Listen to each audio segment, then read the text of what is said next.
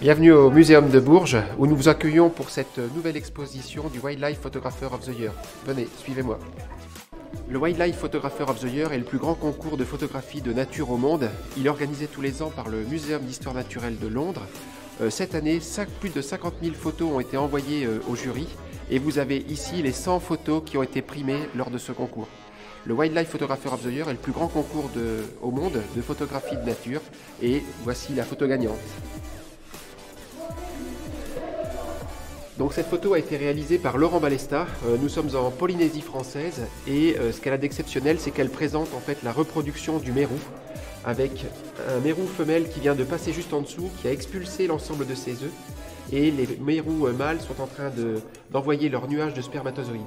Et quand Laurent Balesta a fait cette photo, donc il est à plusieurs dizaines de mètres de profondeur sous l'eau, et le nuage fait une espèce de point d'interrogation qui lui a valu donc le Grand Prix au concours du Wildlife Photographer of the Year. Venez avec moi, je vais vous montrer la suite de l'exposition. Alors ici vous avez les portraits du concours, ici les invertébrés avec un certain nombre d'insectes, de mygales, etc. Les paysages.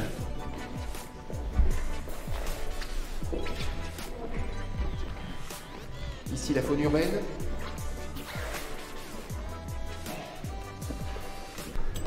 Et ici, je voulais vous montrer mon coup de cœur de cette année avec cette photo qui a été réalisée par un photographe américain qui s'appelle Zach Cloutier. En fait, il faisait des photos dans la forêt qui est juste à côté de chez lui avec le confinement et la pandémie. Et un jour, il est tombé sur ce cadavre qui était au sol et il s'est dit, bah là, j'ai un vrai décor par rapport à une prise de photo. Il est revenu 2 mois après la pandémie, une fois que le confinement était terminé. Et en retrouvant son appareil photo à quelques dizaines de mètres plus loin, qui avait été complètement cassé, et en découvrant les photos qui avaient été prises, voilà la dernière photo qu'a réussi le photographe avec son appareil. Donc avec l'ours qui vient faire un espèce de selfie très à la mode actuellement. Voilà, ça c'est mon coup de cœur de cette année. Je vous invite à venir voir l'ensemble des photos du Wildlife Photographer of the Year du 11 décembre au 6 mars et profiter des différentes vacances pour venir voir l'ensemble de ces photos.